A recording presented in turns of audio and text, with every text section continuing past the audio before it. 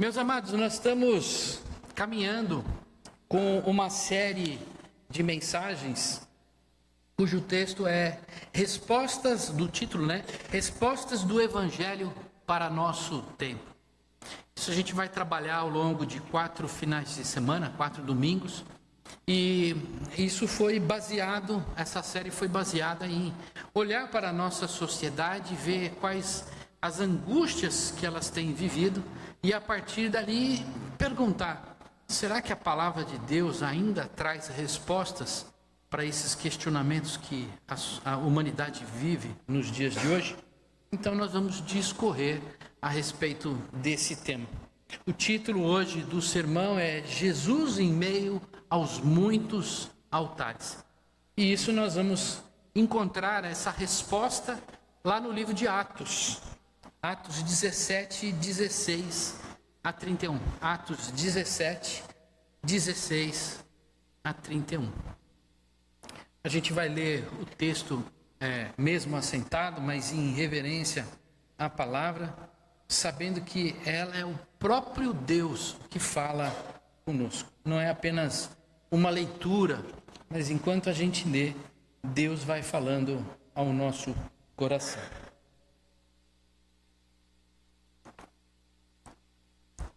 Já está ali na tela. Se você tem a sua Bíblia, pode ler na sua versão aí. Eu vou ver na Nova Almeida atualizada. Diz assim a palavra do Senhor: enquanto Paulo os esperava em Atenas, o seu espírito se revoltava em face da idolatria dominante na cidade. Por isso falava na sinagoga com os judeus e os gentios piedosos, também na praça todos os dias como os que se encontravam ali. E enquanto alguns dos filósofos epicureus e estoicos discutiam com ele, havendo quem perguntasse: que quer dizer esse tagarela? Outros diziam: parece pregador de deuses estranhos. Diziam isso porque Paulo pregava Jesus e a ressurreição. Então, tomando-o consigo, levaram-no ao Areópago, dizendo: podemos saber que nova doutrina é essa que você ensina? Pois você nos traz aos ouvidos coisas estranhas e queremos saber o que vem a ser isso. Acontece que todos os de Atenas e os estrangeiros residentes não se ocupavam com outra coisa senão dizer ou ouvir as últimas novidades. Então Paulo, levantando-se no meio do Areópago, disse: senhores atenienses, percebo que em tudo vocês são bastantes religiosos, porque andando pela cidade e observando os objetos de culto que vocês têm, encontrei também um altar no qual aparece a seguinte inscrição: ao Deus desconhecido. Pois esse que vocês adoram sem conhecer é precisamente aquele que eu lhes anuncio. O Deus que fez o mundo e tudo que nele existe, sendo ele o Senhor do céu e da terra, não habita em santuário feitos por mãos humanas, nem é servido por mãos humanas, como se precisasse de alguma coisa, pois ele mesmo é quem a todos dá vida, respiração e tudo mais. De um só homem fez todas as nações para habitarem sobre a face da terra, havendo fixado os tempos previamente estabelecidos e os limites da sua habitação, para buscarem Deus, se porventura tateando-o possam achar, ainda que não esteja longe de cada um de nós. Pois nele vivemos, nos movemos e existimos, como alguns dos poetas de vocês disseram, porque dele também somos geração. Portanto, visto que somos geração de Deus, não devemos pensar que a divindade é semelhante a ouro, a prata ou a pedra, trabalhados pela arte e a imaginação do homem. Deus não levou em conta os tempos da ignorância, mas agora Ele ordena a todas as pessoas, em todos os lugares, que se arrependam, porque Deus estabeleceu um dia em que julgará o mundo com justiça, por meio de um homem que escolheu e deu certeza disso a todos, ressuscitando dentre os mortos. Feche os olhos mais uma vez, Senhor, falamos contigo em oração. Eu peço a Ti, Pai, que o Senhor nos tire da ignorância espiritual. Senhor, porque muitas vezes cremos em coisas que talvez não sejam revelações do Senhor. E ao longo da nossa vida, Senhor, nós ficamos à mercê, Senhor, de muitos ídolos, muitos deuses. E muitas vezes o Senhor é aquele Deus verdadeiramente desconhecido para nós. O que eu peço a Ti hoje, Pai, nessa noite, é que o Senhor se revele e se faça conhecido a cada um de nós. Em nome de Jesus. Amém. Meus amados, contexto do que está acontecendo aqui. Paulo, grande missionário cristão, aquele que perseguia a Jesus, quando perseguia a igreja de Jesus, ele sai de uma forma transformada do seu modo de viver e do seu modo de pensar, como um missionário para cumprir os mandamentos de Jesus. E qual era o mandamento de Jesus? Ide por todo o mundo e pregai o Evangelho. Fazei discípulos e leve as pessoas ao arrependimento, batizando-os em nome do Pai, do Filho e do Espírito Santo. Paulo absorveu esta comissão de Jesus em sua vida. E dali ele fez toda a trajetória da sua caminhada como um grande missionário dos gentios. E esse acontecimento está ligado à sua segunda viagem missionária. Ele já tinha feito a primeira viagem missionária, plantando igrejas, levando o cristianismo a lugares que não havia chegado ainda. E nessa segunda viagem, ele sai lá de Antioquia da Síria, passa por diversas regiões, Síria, Cilícia, Derbe, Listra, mais 7 cidades que eu não vou citar, porque senão a gente vai estender aqui, e inclui Tessalônica, Bereia e chega em Atenas. A sua jornada termina quando ele volta por Corinto, Cencreia, Efésio, Cesareia, Jerusalém e ao seu ponto de partida, Antioquia da Síria, para a sua próxima viagem missionária. E que Paulo viu em cada cidade que ele passou, por cada lugar que ele passou, inclusive Jerusalém, inclusive Roma, inclusive Atenas, Corinto e assim por diante. Um caldeirão de povos e de espiritualidade. Quando a gente para e olha para Atenas, que é onde a gente vai navegar a nossa reflexão hoje, era de fato um grande caldeirão de gente de tudo quanto é lugar, gente de toda e qualquer religião, gente de toda a sua forma de pensar, viver e existir. Estava lá em Atenas. Era uma pluralidade, uma diversidade enorme, não só de cultura, mas também de religião naquele lugar. Será que no tempo de hoje a gente também não vive uma pluralidade de pessoas, de culturas e de religião? Muitas religiões, muitas culturas, mas muitos espiritualmente ignorantes a respeito de Jesus Cristo e da nossa fé. É o que a gente vê nos dias de hoje. Nós vemos religiões, expressões de fé de várias formas em todos os lugares. Faço um parênteses aqui. Outro dia eu estava assistindo um documentário a respeito de uma religião muito louca nascida nos Estados Unidos. Pasmem, não é brincadeira, tá? Isso foi até os tribunais lá nos Estados Unidos. O Deus do monstro do macarrão, Alá, espacial, coisa de louco. E as pessoas vivendo essa religião, e muitos adeptos, e outra, não só nos Estados Unidos, espalhou pela Europa. Talvez vocês já devem ter visto algum meme na internet. São umas pessoas que andam com um escorredor de macarrão na cabeça. Eles estavam lá dentro do parlamento, eu não lembro de que país, eu acho que era inglês. Membro do parlamento ia lá trabalhar com uma tigela escorredora de macarrão na cabeça e defendiam. Logicamente que a política, né, os governantes repudiaram, a justiça repudiou essa forma de expressão, considerando para os benefícios sociais. Mas se a gente for olhar diante das expressões de religiosidade, quanta ignorância, quantas coisas loucas que nós estamos vivendo nos dias de hoje e a gente não dá conta. Talvez porque a gente fique preso a um círculo de cristãos, a gente acaba não enxergando algumas loucuras que existem por aí. Assim como naquele tempo vivemos hoje em uma sociedade profundamente religiosa.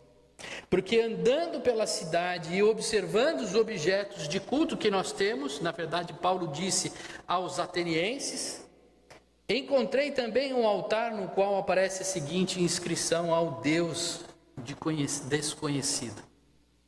Ao chegar em Atenas, Paulo encontra um povo extremamente culto, apaixonado pela filosofia, ávido por novidades, mas profundamente perdido em sua espiritualidade. Talvez nos dias de hoje a gente também viva alguns dilemas, principalmente em razão da facilidade que a gente recebe informação.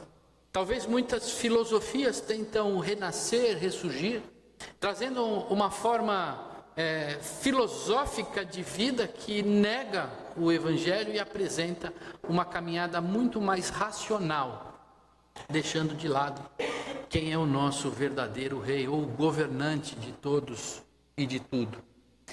Lá em Atenas, a cidade estava mergulhada em idolatria, em altares para tudo quanto é lado. E até, para que não falhasse em nada, tinha um ao Deus desconhecido. Eu fui olhar para entender qual que é o significado de Deus desconhecido. Na verdade, o que ele está escrevendo ali aos deuses que são ignorantes a vocês, que vocês não conhecem. Não há um Deus único, mas se você tem algum Deus, ou se há a possibilidade de algum Deus, ele está representado nesse ídolo. Você não tem um nome para ele, mas qualquer um que seja está representado ali. 3 grandes ídolos moldavam a cabeça e o coração dos atenienses. Não os desconhecidos, mas aqueles que eram importantes para Atenas, e a gente vai começar a ver alguns nomes e algumas coisas que acontecem aqui no Brasil também. O primeiro ídolo mais importante do povo lá de Atenas era a deusa Atena, padroeira da cidade. Aqui a gente também tem padroeira, né? Lá em Itupeva tem o padroeiro de Itupeva, não é feriado no dia do padroeiro, mas é ponto facultativo. Já olhando a religiosidade influenciando no dia a dia da vida da cidade.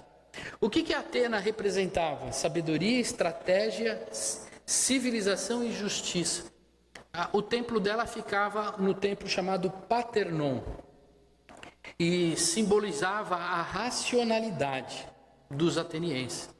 Então, assim, quem que é o padroeiro da cidade de Campinas? Não tem, né?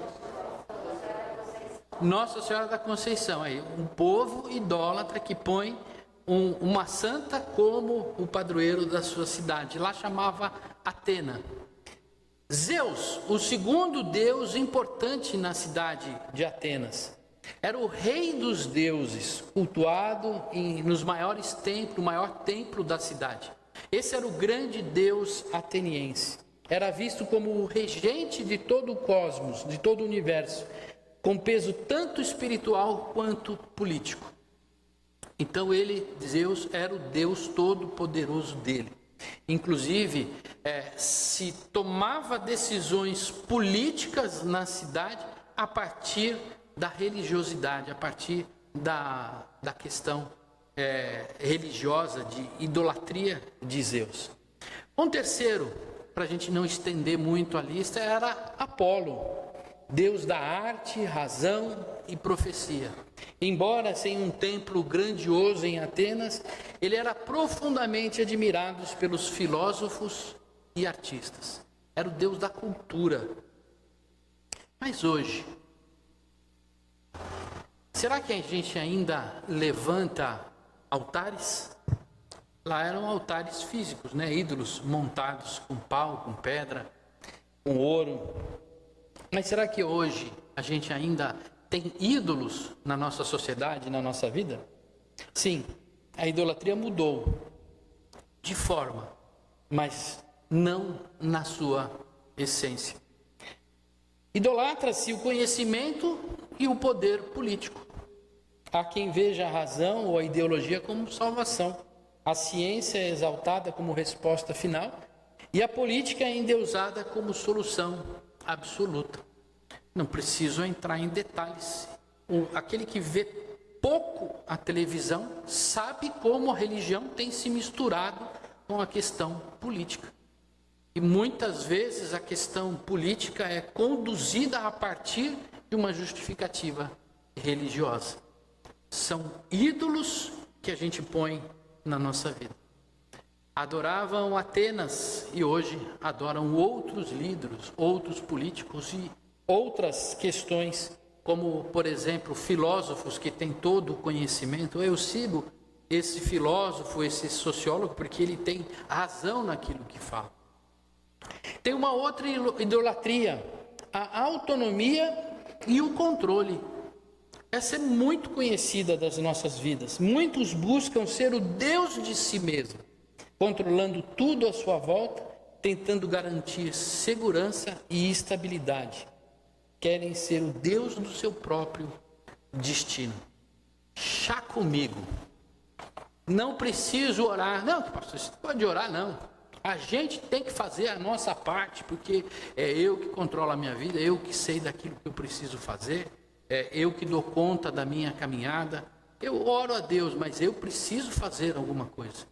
E é a partir do meu conhecimento, é a partir da minha experiência, é a partir de mim, não dependo de ninguém. Essa questão de ir na igreja, né, envolver, isso é... Não, eu consigo conduzir a minha vida sozinho, eu dependo de mim. A minha experiência com Deus, isso é idolatria de si mesmo, do seu conhecimento e do controle da sua vida. É muito difícil, irmãos, a gente abrir mão do controle da nossa vida. A gente aprende e vive que a gente precisa controlar e dar conta do que a gente precisa fazer. E que é fraco aquele que perde o controle. Mas o que o Cristo nos chama é que a gente perca o nosso controle para que Ele controle a nossa vida.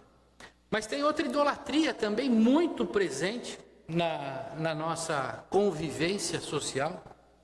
É a idolatria da imagem, da estética e do sucesso. Vivemos obcecados pela aparência, pelo corpo, pelo reconhecimento e pelo entretenimento constante. Isso é muito perigoso.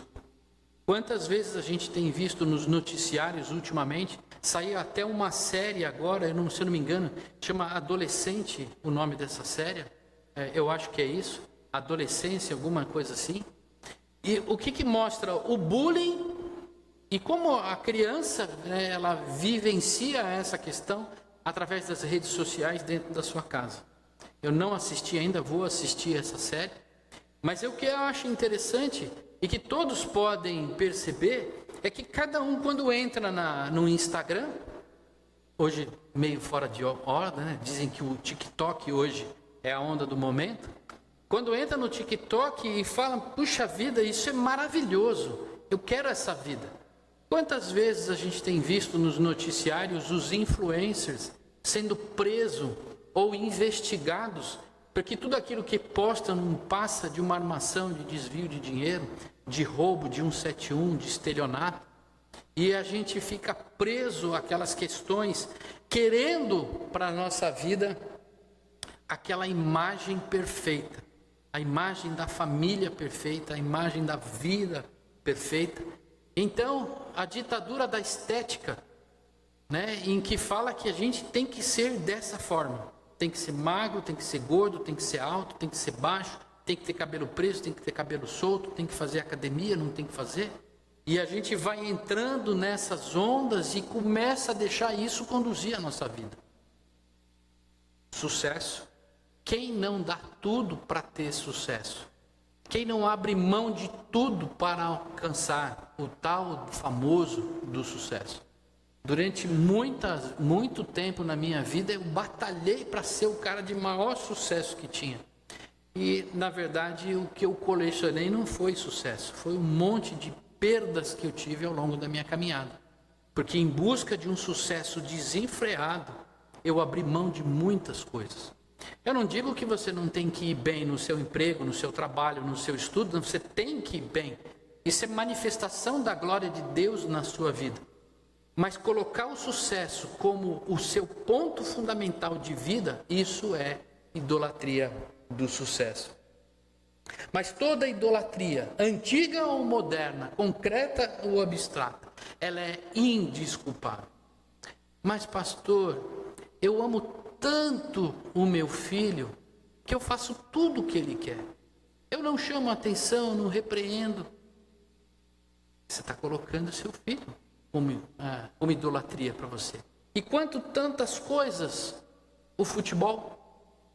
Eu estava assistindo ontem um filme muito legal, chama A Forja. Achei muito interessante o filme.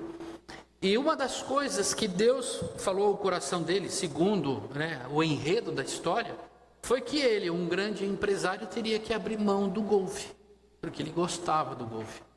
Ele jogava 365 dias por ano de golfe, ele teve que abrir mão. Ele passou a jogar uma vez por mês o golfe. Ele não abandonou o golfe, mas o golfe deixou de ser o seu aspecto de idolatria. Quantas coisas a gente põe na nossa vida como idolatria e é indesculpável. A idolatria tenta limitar Deus, domesticá-lo, distanciá-lo ou substituí-lo. Mas Deus não cabe nos modelos humanos. Deus é muito maior do que isso. Em suma, toda idolatria é uma tentativa de minimizar o abismo entre o Criador e a sua criatura. Agora, quando eu olho para o cenário de hoje, cada um de nós vive no dia a dia, né? Na nossa realidade concreta.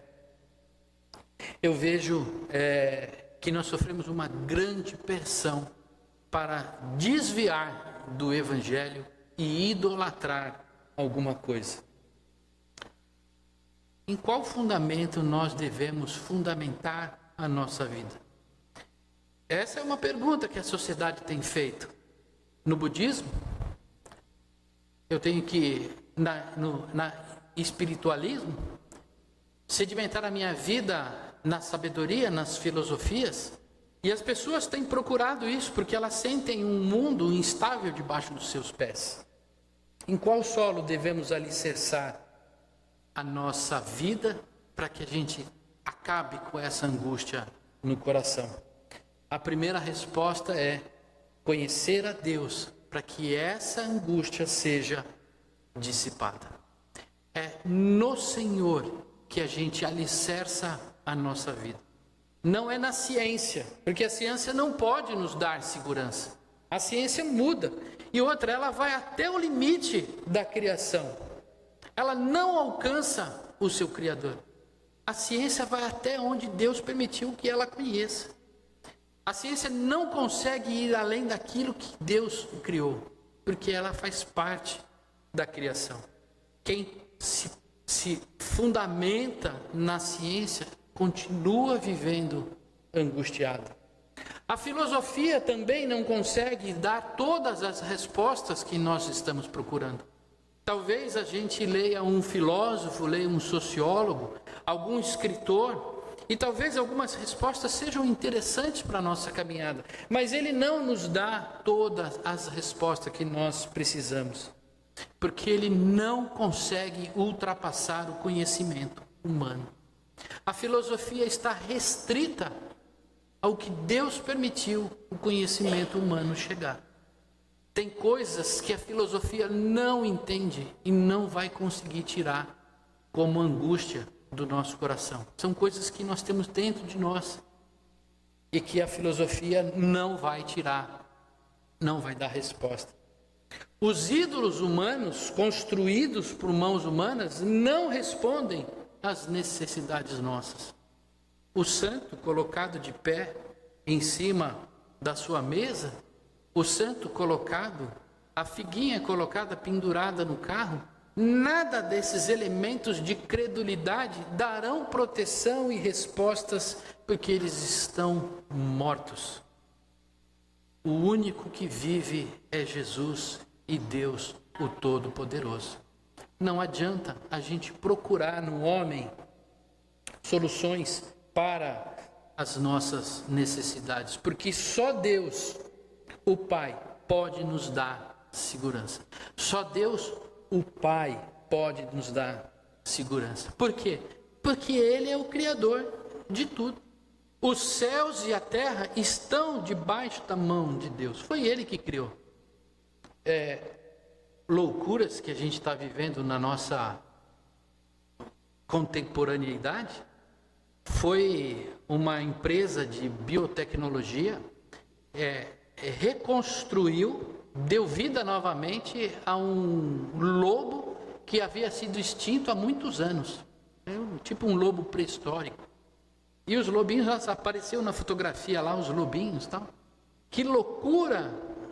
Mas o Senhor é o Criador de tudo. Se não fosse o Senhor, nada disso teria vida. Mas Deus não é só o Pai que nos ama com amor de Pai. Deus é o mantenedor da nossa vida. Não vivemos como uma sucessão de acasos. Talvez muitos possam viver no seu cotidiano achando que a vida é assim, se você deu start, ela começa e depois ela termina um dia. Mas que ela vai vivendo sozinha, como se não tivesse nada por trás disso. Na verdade, temos sim o Deus que dá provisão à nossa vida, que dependemos dEle. Talvez esse seja um grande desafio. Eu não dependo de Deus, eu sigo a minha vida e construo da forma com que eu quero. Talvez seja um grande desafio a gente poder falar: eu dependo de alguém. Eu preciso de alguém para viver e esse alguém é Deus. E não é Deus que depende de nós. Só Deus é o governador da humanidade. Eu fico imaginando, que a gente olha a nossa caminhada e imagina que as coisas estão acontecendo e tal como um acaso. Na verdade, não é um acaso. Deus permite que a gente escolha as nossas atitudes. Se colocamos verde no dia de hoje, é porque foi uma escolha nossa. Se torcemos para o grande São Paulo Futebol Clube, Gabriel? É escolha nossa, uma boa escolha, por assim dizer. Mas é escolha nossa. Isso não muda o governo de Deus. Isso não muda o poder dele sobre os acontecimentos. Porque nós estamos debaixo dos seus planos, dos seus tempos e dos seus limites. Aqueles que acham que controlam a sua vida, eles são ignorantes em relação a Deus e a fé. Precisam conhecer a Deus, Deus se revelando. E por fim, meus amados, o que nos tira a angústia é que Deus está presente. Deus não é um Deus inacansável. E talvez muitos viviam naquela época falando: arrependam-se porque o reino de Deus está próximo. Muitos acham que está próximo é porque logo vai chegar. Na verdade, o reino já chegou. Jesus já é alcançável por cada um de nós. Ele está presente. Certamente muitos ainda presos pelo pecado vagueiam, tateando de um lado para outro, buscando ver a Deus. Porém, só encontrarão quando buscarem em espírito e em verdade. Por isso que Paulo fala aos atenienses: vocês andam tateando como se estivessem cegos. Vocês estão procurando respostas que vocês só vão encontrar quando vocês entregarem a vida ao Senhor Jesus. Jesus é o Deus presente. Jesus é o Deus que habitou entre nós. Jesus é a manifestação do amor de Deus. Meus amados, creiam, Jesus ressuscitou. Assim como muitos ignoravam Jesus na entrada triunfal em Jerusalém, nós vimos, naquela caminhada, quantas pessoas estavam lá e não criam que era Jesus o rei entrando. Esperavam um rei guerreiro, alguns, e não um Messias humilde. E hoje ainda rejeitam Jesus por não corresponder às suas expectativas. Mas ele é o rei verdadeiro. Hoje nós vivemos esta questão. Eu fui na igreja e vou embora da igreja porque ela não respondeu à minha expectativa. Será que a gente pode ter uma mentalidade de que a fé não responde às minhas necessidades? Quando a gente pensa assim, a gente reduz a Deus. Na verdade, não é que ela não atende às nossas necessidades. Nós não compreendemos. Nós ainda estamos ignorantes em quem é Deus. A nossa comunidade, a Vilipê, é expressão do próprio Jesus aqui na terra. Jesus não diz para Paulo: por que tu me persegues? Mas onde que eu estou te perseguindo? Quando você persegue a minha igreja, você está perseguindo a mim. Jesus se mistura à igreja. Jesus é a própria igreja. Então, quando a gente vive nesse meio e a gente começa a ter expectativas não correspondidas, a gente não está negando a comunidade de fé. A gente está negando o próprio Senhor Jesus. Deus não levou em conta os tempos da nossa ignorância. Ele não leva em conta. Mas agora Ele ordena a todas as pessoas. Ele ordena a todas as pessoas. Em todos os lugares, não só lá em Atenas, mas hoje também. Que se arrependam.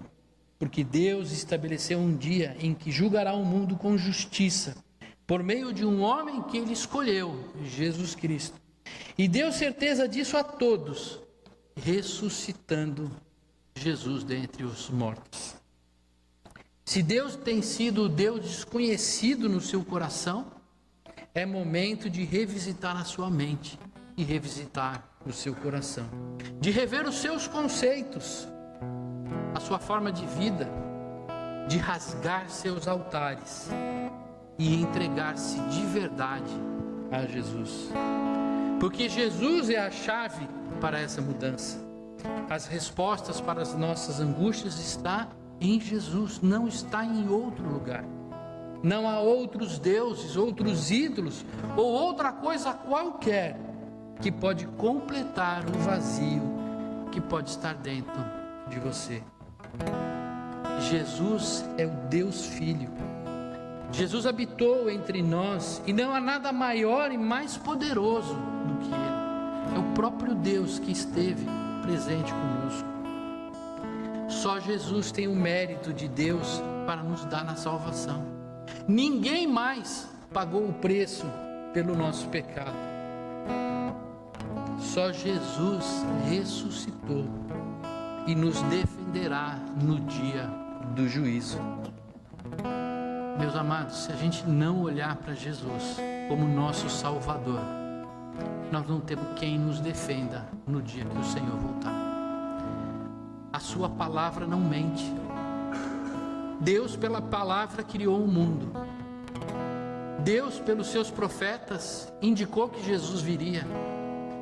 Jesus veio. Jesus pagou o preço, pagou o preço pelo nosso pecado. Deus disse que Ele iria ressuscitar e Ele ressuscitou. Jesus disse que vai voltar, Ele voltará. Por isso, o convite dessa noite é simples, importante e urgente. Entrega o teu caminho ao Senhor, confia nele e o mais Ele fará. Eu não vou pedir para você ficar de pé não, porque talvez sejam muitas pessoas aqui que frequentam há tempos uma igreja, mas são ignorantes em relação a Deus. Talvez tenha alguém aqui que seja novinho na fé ainda, é a primeira coisa. Também não conhece a Deus. Por isso eu vou pedir para você, sentado mesmo, sem nenhuma manifestação, feche os seus olhos e fale com Deus. Pai, obrigado pela tua palavra, Senhor.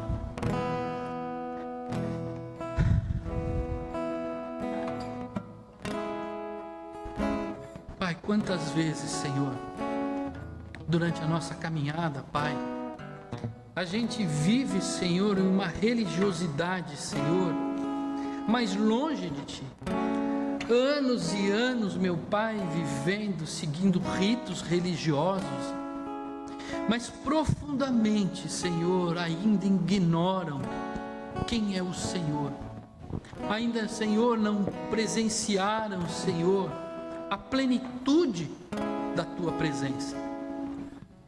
Quantos, Pai, talvez um dia conheceram a Ti, Senhor, e viram a chama arder dentro de si. Senhor, viveram uma alegria exuberante, Senhor, mas ao longo das pressões vividas na sua vida, deixaram essa chama aí se esfriando, Senhor. Ou talvez quantos estejam aqui pela primeira vez ouvindo, quantas coisas, Senhor, eu ouvi, do que se fala, quem é esse Deus? Senhor, não são palavras, Senhor, que convence, Senhor, mas é a ação do Teu Espírito Santo no coração quebrantado. Então o que eu peço a Ti, Senhor, é que aqueles que estão com o coração duro, Senhor, quebranta esse coração, que eles possam sair daqui nessa noite, Senhor, transformados pela palavra, Senhor, por um coração quebrantado. Que haja, Senhor, uma mudança de vida, de atitude, a partir, meu Pai, do fim da ignorância que tem a respeito do Senhor. Que eles possam lançar fora, Senhor, todos os ídolos, Senhor, que tem acumulado, Senhor, ao longo da sua vida. E que aquele Deus desconhecido passe a ser revelado como o grande e poderoso Deus, Jesus, sobre a vida dele. A Ti, Senhor, toda a honra, todo o louvor e toda a glória. Amém.